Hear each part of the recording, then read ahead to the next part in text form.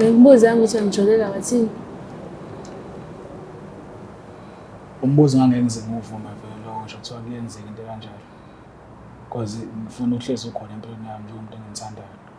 But naye ukama usekhona njengamanje kumele ukwamukele ukuthi ukhona and akayindawo.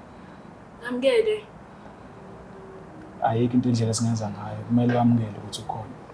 And kumele ukwamukele ukuthi ngempela akazukuya ndawo. Shouthi ngoba sewuhlele ngendlela yakho kanje sengaba indawo right ukuthi ngisale sengimthula naye ngikuthule ngimthule. Yo.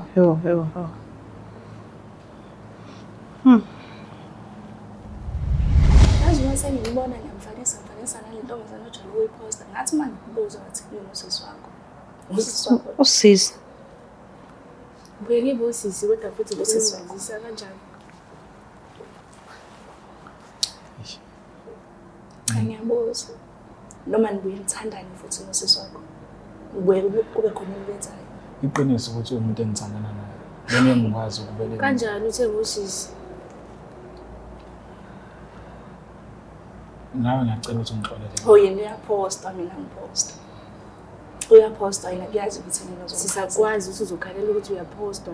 Awupostwa. Emasho sisakhuluma nakhona kahle sisi kahle. Asikho isidingo salento esiqaqa esesenzakala njengamanje.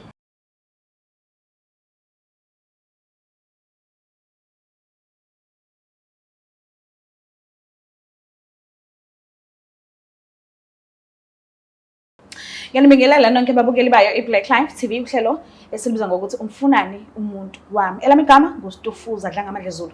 So namhlanje sivakashele udadewethu uzichazela kabanzi ukuthi kungani ekhetha ukuthi afinyelele kulona lolu hlelo lo. Sabona kunjani? Yebo sanibona. Ngiyaphila. Ngiyaphila. Ngiyaphila nami. Ngicela igama lakho nesibongo nala sokhona. Igama loyanda isibonga ngami ngisuka endaweni ehlabela ingane. Hlabela ingane. Kukhona la khulele khona. Okay, ngicela ukwazi kabanzi nge-relationship yakho la iqale khona. Ungiqala nje eqaleni la nihlangane khona nomuntu wakho. Nanokuthi niphathene kanjani. Mekuthi bele kukhona ushintsho. Luqala emva kwesikhathi singakanani nonke nithandana. Futhi nikwazile yini ukuthi nikwazi ukuxazulula kahle noma into benishiyilenga? Saqala ukuthandana safunda ka-11 uzophela unyaka. Okay. Saqhubeka ka-matric, sa-apply kwasibona inhlanhla ukuthi sathatha esikoleni esisodwa e-DUT. Okay. Njengoba senzinyaka kwesibili sobabili. And ushintsho uqala ukwenzeka this year. Like ngabo March kanje. Aseqala ukushintsha-ke, seqala ukudistance kimi. Yabo izinto eningi sesingasazi ndawonye so ngabona ngathi usiyangijithela. And mangizama ukumbuza ngazo, yabo uba nodlame nje. Nashana? No, ashali. Kodwa yes. Umuntu onenhliziyo encane? Yeah, ngisho kanjalo. Yo, okay. So ubumela leyo nto sonke lesikhathi. Ngoba uyamthanda. Yeah. Manje ke uke wahlala kodwa phansi ke noma kuthiwa bezothetha thini kangakanani. Uzama ukubuza nje kona ukuthi usakuthanda kodwa noma usecabanga kaningi ngawe noma mhlawumbe usethatha ezinye inqumo ngawe and ubethini. Mangithi ngiyabuza ukuthi usangithanda yini like nje uzonginika impendulo engacacile. Ngingathi ni-topic angafuni ukukhuluma ngayo leyo so nje sengivele ngimeke. Okay. So usuyamazi udadewethu lo abhizi naye noma akakamazi usabone nje izenzo zakhe ukuthi seyishintshile kuphela? Yebo ngakamazi ngisabona izenzo nje. Angimazi ukuthi ngathi ujola naye. So if uyambona ke uma ucabanga uzophila kanjani? Angazi. And umisele yini ukuqhubeka uthanda naye? Mangukuthi ngempela ngijithela cha. Ngiyamshiya. Yebo. Umshiyela omunye umuntu wakho? Okay. Cha ngeke ngisakhona nje sekuningi. Ukhathele? Yebo. Okay.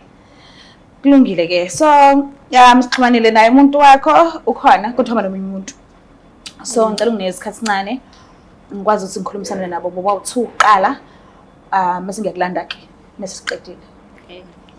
Ngiyacela ukuthi usondezele bona.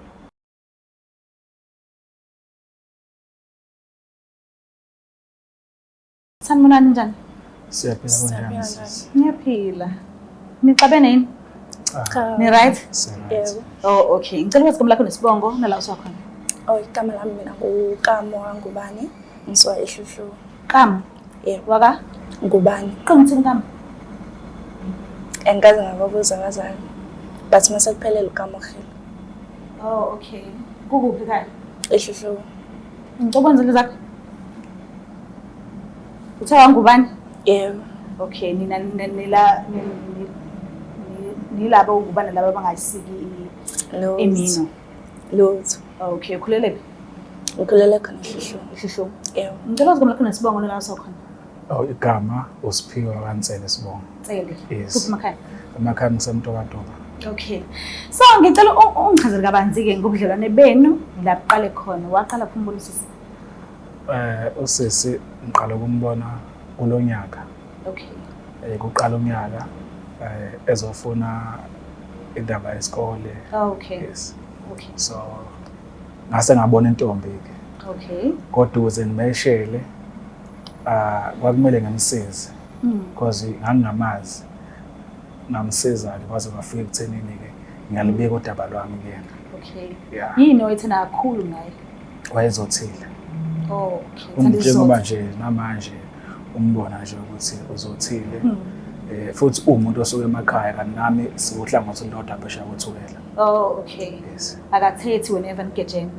Akanawo nje umoya ophakeme nokuthi ke esinye izathu simenza angathethi ukuthi akaze ngamphakamisela izwi.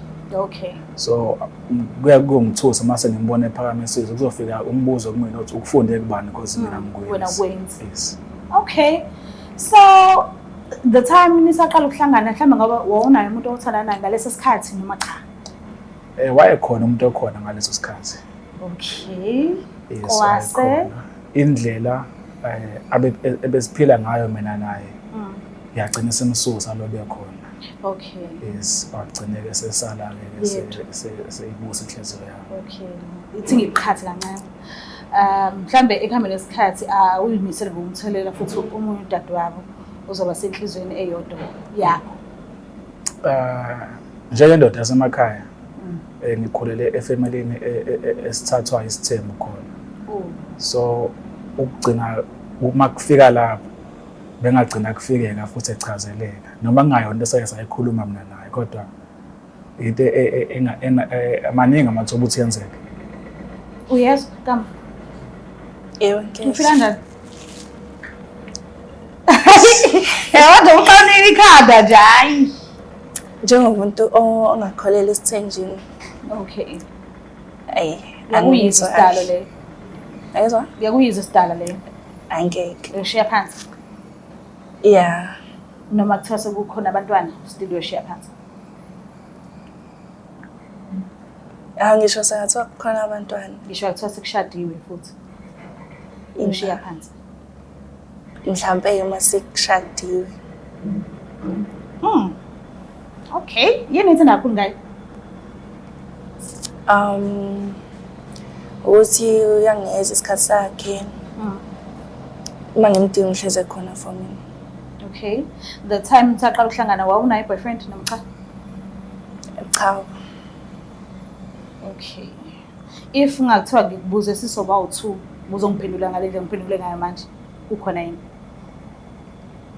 Yeah, ngikathi sihlangana benginayo umuntu because khona la ngiphuma khona kwakuthi ungithola ngisasesingile. Oh, okay.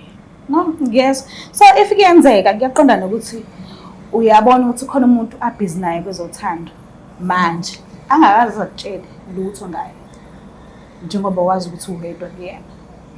So uyomshiya njengoba ushilo njengoba ekade ekhuluma ngesithembu noma uyozama shame uyiqhubha nemizacile.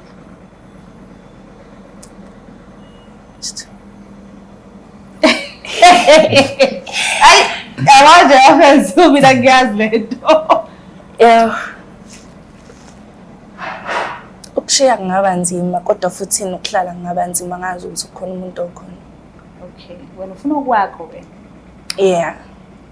Angithanda ukubangisa kahle.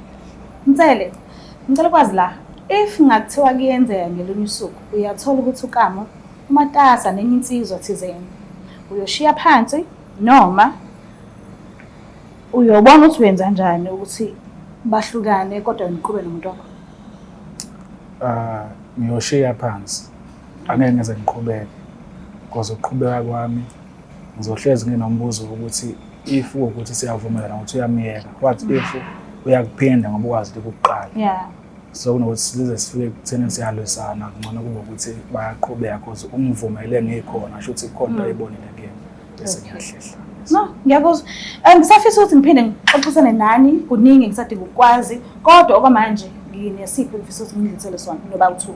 Cela ngiphayimeni bhenge njengala khona ngizosilanda. Bese siyaqhubeka ke siyaxoxa. Yeah. Ngicela ukuthi nisondezele isipho. Ziyakhala manje.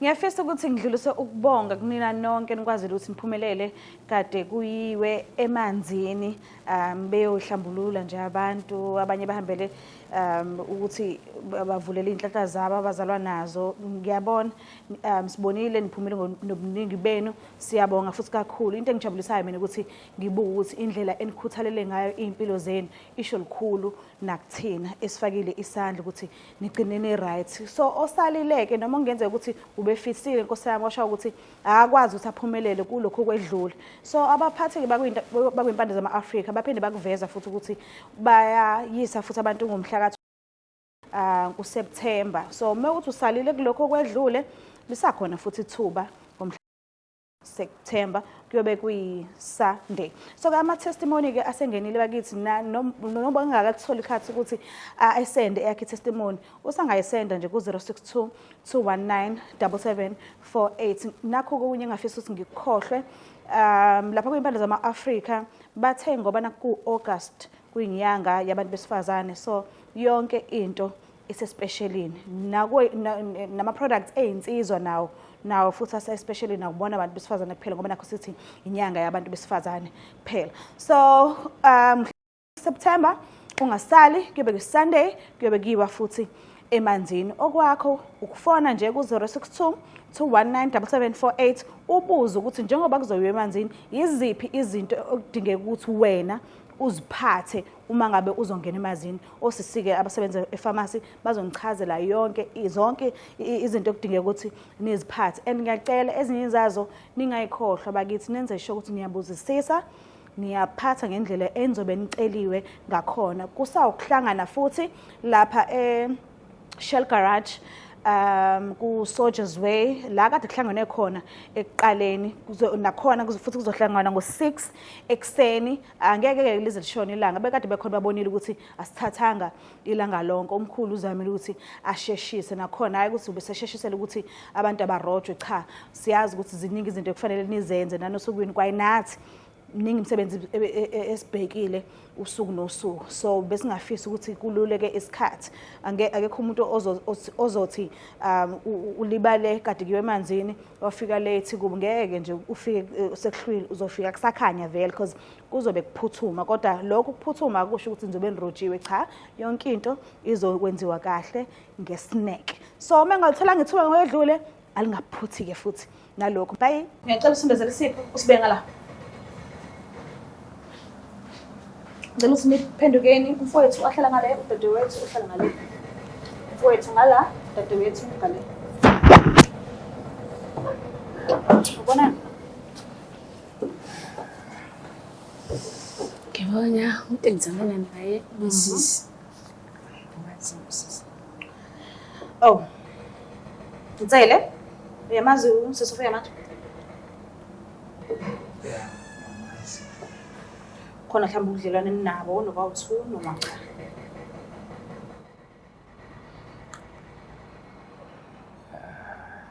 Yeah ngisho ukuthi sinawo ubudlelwane obukhona kuzokube manje yeah oh bengithi uthe kumina the time ukade uhlangana noKamo wayekhona umuntu othandana naye kodwa indlela enathandana ngayo nina noKamo yakwenza ukuthi ezegcina esala umuntu wayekhona ngaleso sikhathi so mawuthi namanje nisanayo relationship uyangidida ngempela uyangiqeda ke manje umuntu okhona phinde ukuthi uhleli ngesinqe sodwa uyahamba uyabuya njalo nje ukuthi ke phela bengiseyinhlelweni zokuthi mhlambe ngenze indlela ukuthi ngibahlanganise because ngiyabona ukuthi into yami ngisho ukuthi into engeke iziphele.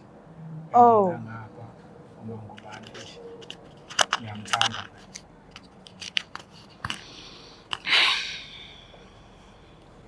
Ubhalile-ke ukuhlelela ukuthi mfunani umuntu wami ngoba akekho right.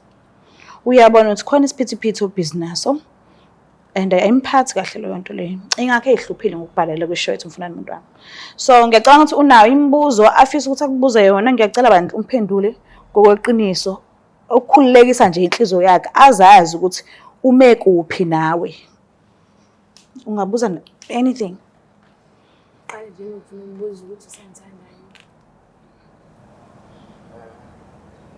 Mhlambe mina umuntu ongakubuza lowo mbuzo noma ngilana mina bengithi nje khona isipho engibiza Hayi ngibuzani. yebo ngisakuthanda.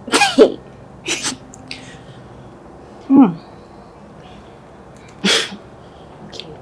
Kwesibili, my sister wani. Igama lakho Kama. Uyingxenye yempilo yami. Bengisale nesikhathi esirayisi ukuthi ngikwazi ukuthula-ke njengomuntu ofike kuqala enhliziyweni yami. Isikhathi sokuthi umthule. Bengizosakha isikhathi. Bengizosikhanda. Sho ukuthi uze wavela ngale ndlela obuvele ngayo bengayona inhloso yami. Kodwa isikhathi bengizosikhanda. Ngikubuza ukuthi angijolela wathini. Umbuzo ngangeke ngize ngiwuvume vele lokho nje kuthiwa kuyenzeka into kanjalo. Because ngifuna uhlezi ukhona empilweni yami njengomuntu engimthandayo. But naye uKama usekhona njengamanje kumele ukwamukele ukuthi ukhona and akayindawo. Ngamukele. Ayikho into indlela esingenza ngayo kumele ukwamukele ukuthi ukhona. Qaleni nokujola naye. Siqale kuqala nje lo nyaka sikona.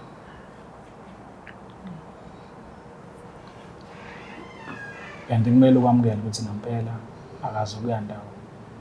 Shouthi ngoba sewuhlele ngendlela yakho kanje sengaba indawo right ukuthi ngisale sengimthula naye ngikuthule ngimthule. Yo.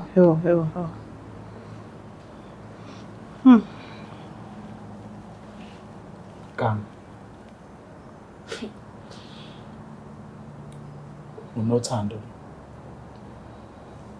Umfice engithandana naye. But akazi ukutshela mina lokho. Ngiyazi ukuthi akazenze ngikutshele lokho ngoba nawe ngiyakufisa ukuthi ube khona empilweni yami. Kanjani? Ngoba senikhona la senibawu2. Angazi bese ngenza kanjani ukuthi siphume nezivumelwano sokuthi ngakwenza. Mhlawumbe ngizwa kahle. Uthi kanjani? Sesize safika la. Ngiyacela ukuthi nazane sibone ukuthi siyithola kanjani indlela yaphambili. Akwazi. Usazana indlela mhlawumbe uma ungachaza ukuthi sazane kanjani. Wamukela ukuthi ukhona empilweni yami naye kanjani kwamukela. Awedlala manje. Awedlala ngempela. Kodwa nawe sesingabe ukhona ungakwazi ukuthi mhlawumbe ungangifaki usisi. Waye ngikushela usisi leya. Nawe ke sisi wamkholo ethi akanantombi. Kamkhola ngoba bengimthanda. Ungithanda. Alisekho. Benki.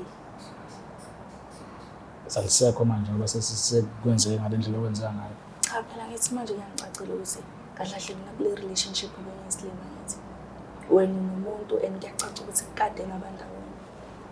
Kodwa akekho umuntu obenza isilimo. Bengikwazi ukunika sonke isikhathi sakho sidengayo. Ayikho into obuyisola nawe ngapha kanjalo yonke into beyenza ngendlela elungile. Thobani manje sesigama lakho? Igama luyanda. Isikhathi sibi sona wagcinile ukuba nami. Yazi uma sengibona ngiyamfanisa nale ntombazana ojwayele ukuyiposta ngathi manje ngibuza ukuthi yini usisi wakho. Usisi wakho. Usisi. Buye ngibe usisi kodwa futhi usizisa kanjani? Ngiyabuza. Noma nibuye nithandane futhi nosisi wakho. Nibuye kube khona ukubenzayo. Iqiniso ukuthi umuntu engithandana naye. Bengeke ngikwazi ukubele. Kanjani uthe ngusisi? nawe ngiyacela ukuthi ungixolele. Oh yena uyaphosta mina ngiphosta. Uyaphosta yena kuyazi ukuthi mina Sisakwazi ukuthi uzokhalela ukuthi uyapostwa, awupostwa. Cima kahle sisakhuluma nakhona Kahle sisi Asikho isidingo salento esixaxa esesenzakala njengamanje. Isiphi isidingo Into kumele esikhona, yenzeke isidingo ukuthi into kumele yenzeke ukuthi ngoba sesila usuyamazi ukama nokama useyakwazi. Asibone nje ukuthi siya kanjani phambili. Phambili siyaphi? Uhamba nobani? Ngiyazodlala manje. Ngiyadlala. Ekugcineni kosuku kumele sithole isisombululo sonke le ndaba. Asikwazi ukuthi silokho siphikisana manje la ngathi sizingane. Sikhulile ikhona indlela esingenza ngayo. Wena usenze ingane, sizingane, wena usenze ingane. Ukwazile ukumfihla usisi wakwazi nami ukungifihla kuyokuqhumisa ukuthi senze ingane lokho okwese ukubiza ngosisi wakho. Ezinye izinto ezenza ukuthi ngize ngicine sengiqhubeka naye ngathi sengisanazo esinye isikhathi sakho. Iyona lento eyenzeka njengamanje angikwazi ukuthi ngiyakhuluma nawe uyangiphendula into obongayenzi leyo angazi ukuthi uyiqale nini noma uyenza ukuthi ngoba wenza isilima njengamanje. Ukuthi wenza isilima. Ungakhuluma-ke uqhubeke ukhuluma ufike la ufika khona mina isinqumo sami sengisithathile akekho umuntu engizohlala naye phakathi kwena. Phela kwazi Wow. At the end of the day uyamdinga kule relationship uyamdinga futhi naye kumele ube nesinqumo naye kumele ethathele isinqumo. Angikwazi ukuthi wena sengisithathile isinqumo ekubeni ngakhulumanga nami ngakhulumanga futhi naye wamuza ukuthi uthini wangizwa ukuthi ngithini. Namanye amazwi usuyasiphoqa ukuthi siqhubeke nawe noma singasathanda nje. Wena usathanda noma ikhuluma Mina ngisathanda. because sithe emibili sithandana. Hayi Ngisho ungasambazi. ngisho ngiyathanda impilo zami ukungathandi. Because angikwazi ukuqhubeka nomuntu. Ukwazile ukungifihlela wangitshela ukuthi usisi wakho. Bengikujabulisa ngayo yonke indlela ngibongakubona ukuthi akukhona umuntu okhona. Nawe kanjalo ayikho into engakwenzeli yona. Yiphi yona? Bungenzelani? Bungenzelani ngoba wena uma ngiphelile ukudla kwakho ubufonela mina ngitshela ukuthi nginikeze imali. Hawu. Kodwa uyazi ukuthi ufuna ukuyondla la intombi yakho. Ikuphi ke? Ngathi kuningi. Ikuphi? Ukungitshela ukuthi uyangithanda uthanda ezongondla yini? Ngoba wena ubondliwa yimi. Unjenje yazi intombi yakho ukuthi wena unjenje yimini.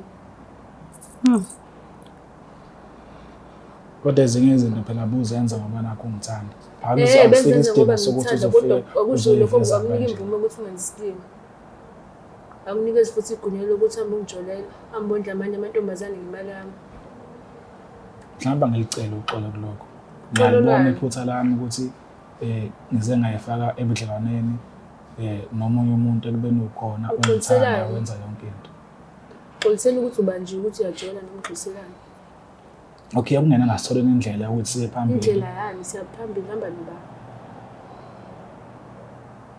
Umuntu ezenza uNkulunkulu welithanda lonke ibandla lakho unothando oluningi lakusinda. Hamba uyathanda. Ukuthi bengingayitshela ukuthi izovela ngale ndlela evela ngayo yonke Ukuthi le. uzodlula kanjani? Ufuna ivele kanjani? Ufuna ivele ku-TV? Ufuna ivele Bengizoyenza indlela right sokuthi sihlale phansi uhlale nobani? efike ngimthule kahle. Umthule kuba Angithi wena umuntu engaqala naye ukuthandana naye kuqala. So kumele ukuthi ngikwazi ukuthi ngimlethe umazi kodwa egcineni kosuku sisendaweni eyodwa. Ngiyenza mhlawumbe sengenabonana noma benizobonana kube ukuthi ngibonana nje vele seniyazana nababili. Kungabi into enjalo. Ikhona kodwa ngubekela phambili. Noma izoba khona kodwa. ayikho nje. Luyanda usayibona uqhubeka une relationship Cha, sengi-right.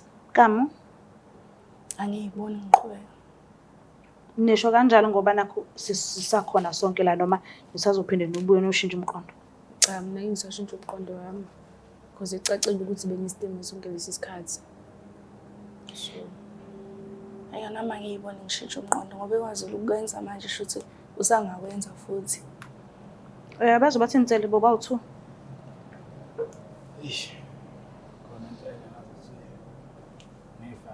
Lokho. And kubhlungu. Ngiyacela ngothando ukuthi sikwazi ukuthi sibe nayo indlela ukuthi sikhulume sibone siya kanjani phambili. And mama umcela nje umcela phambi kwakama. Ngiyamthanda. Oh, Mina ngithi ukamo? Kama mani. Cha, yima. Sangikhuluma noNothando. Nothando ngiyakucela. Ngeke senzeke into kanje.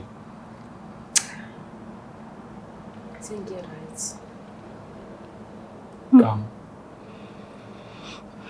Ngiyazi ukuthi mhlambe Khona ngiyacela. cela Kunezinto eziningi mina nawe bese iplanile ukuthi sizokwazi ukuyifeza ndawonye. siyiplanele.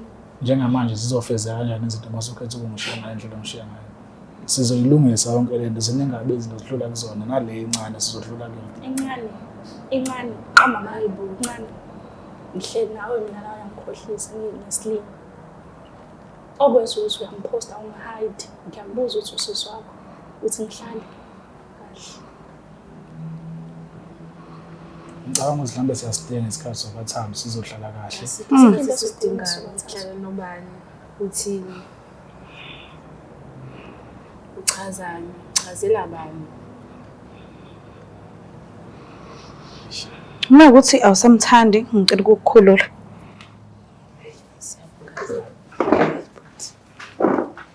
Kamo, meke ukuthi awusamthandi ngicela ukukukhulula. Ngiyacela.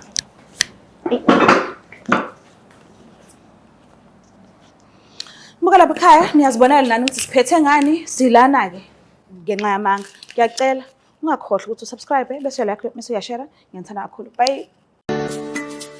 Black Life Traditional Pharmacy izimpande zama-Afrika. Sikulethela konke ongakudinga. Sisebenzisa imvelo kokulapha, sididiyele izimpande, kwahlanganiswa ongoti abahamba phambili kwezokulapha ngesintu. Senzela wena. Sikhona isikhafula sokubuyisa isithandwa sakho, ukuthola umsebenzi, ubuyisa umuntu wakini owaduka. Sikhona neziwasho. Sikhona isiwasho sokugeza isichitho, ube nogazi, uthandeke ebantwini, ukususa amathunzi amnyama, nokuvula izinto zakho zikale phansi abantu bakuthande. Siyabasiza noma uma unenkinga umhlume, ama-ulcer, i-cancer, i-BP, ushukela, ama-fibros, uvule nesibeletho ukuzothola abantwana. Siyabasiza nosisi ukukhuphula isitofu usibeke ku-6, indoda ikuthande kakhulu izikuphi imali. Nobaba sebasiza ukuqinisa idonkipiri, umthetho uqine endlini, wenza umuntu wakhe athande wena wedwa, alangazelele wena wedwa futhi uphinde uvikele umkakho. Woza kithi e-pharmacy, e-Black Life Traditional Pharmacy.